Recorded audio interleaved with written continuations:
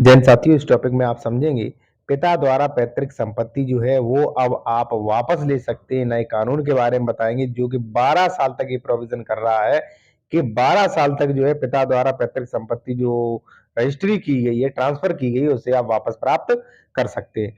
तो साथियों, video topic शुरू करने से पहले मैं आपसे कहूंगा, कोई भी आप लीगल एडवाइस लेना चाहते हैं या कोई भी जमीन खरीद रहे, डॉक्यूमेंट चेक करवाना चाहते हैं तो करवा सकते हैं।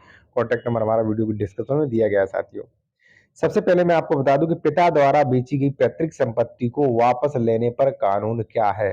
तो आप यहाँ पे डिस्प्ले पे देखिए, यहाँ पे लिखा है वाद वर्णन परिसीमा काल वह समय जब से काल चलना प्रारंभ होता है। ये लिमिटेशन एक्ट 1963 का कानून है ये, ठीक है।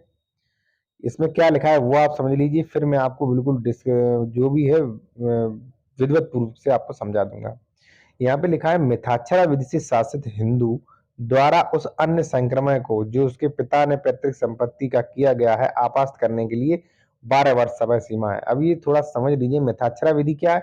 देखिए, हिंदू विधि की दो शाखाएं हैं, मिथाक्षरा विधि और दया भाग, ठीक है।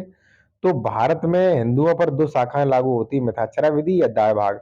तो मिथाक्षरा विधि जो है वो लगभग 99% हिंदुओं पर लागू होती है, सिर्फ पश्चिम बंगाल को छोड़ के। पश्चिम बंगाल में दाय भाग लागू होती है।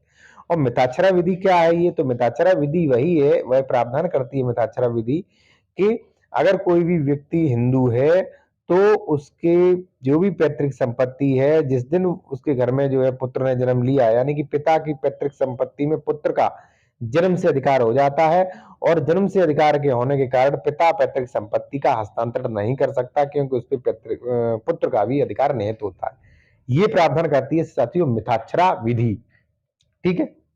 अब उसमें क्या लिखा है, मिथाक्षरा विधि से शासित, यदि आपके यहाँ मिथाक्षरा विधि लागू है तो आप पे वही सीधी बात है, अगर हिंदू है तो मिथाक्षरा विधि लागू होगी। तो वहां पर अन्य संक्रमण को जो उसके पिता ने पैतृक संपत्ति का किया है, यानी कि जो भी आपके पिता ने पैतृक संपत्ति का ट्रांसफर कर दिया है, उसे आपास्त कराने के लिए, आपास्त यानी कि उसे कैंसिल करवाने के लिए परसेवा काल है साथियों 12 वर्ष। ये समय कब से काउंट होगा, जब अन्य संक्रमित संपत्ति पर कब्जा ले ले। यानी कि मान लीजिए 1/1/2024 को यदि मान लीजिए आपके पिताजी ने किसी को पैतृक संपत्ति बेच दी है, तो उसके 12 वर्ष तक जो है आप उस रजिस्ट्री को आपास्त कराने के लिए आप केस ला सकते हैं, ठीक है। मैंने आपको दोनों ही कानून बता दिए, जो कि हिंदू उत्तराधिकार अधिनियम 1956 में जो प्रावधान करता है मिथाक्षरा और दाया भाग, वो भी मैंने आपको बता दिया। फिर उसमें तो कह दिया गया कि भाई पिता की पैतृक संपत्ति में जो है बच्चों का अधिकार होता है, ठीक है। और लिमिटेशन एक्ट में ये कह दिया गया अगर आपके पिताजी ने संपत्ति बेच दी है तो 12 साल तक खारिज करवाने के लिए उस पर केस ला सकते हैं। कई लोग कहते हैं भाई नहीं ऐसा नहीं हो सकता, ये कानून झूठा है, ये गलत है। तो भाई आप मिथाक्षरा दावा भाग देखिए और लिमिटेशन एक्ट 1963 देखिए, आपको पता चल जाएगा। साथियों, एक चीज मैं आपको और बताना चाहता हूँ कि यदि आप कोई भी पैतृक संपत्ति की रजिस्ट्री रुकवाना चाहते हैं, कोई भी ये कानून जो मैंने आपको दिखाए ये पीडीएफ के रूप में प्राप्त करना चाहते हैं, तो प्राप्त कर सकते हैं। कॉन्टेक्ट नंबर हमारा वीडियो की डिस्क्रिप्शन में दिया गया है, आप फीस पे करके सलाह ले सकते हैं, ये पीडीएफ के रूप में कानून प्राप्त कर सकते हैं, या अन्य कोई जमीन खरीद रहे हैं तो डॉक्यूमेंट्स भी आप चेक करवा सकते हैं।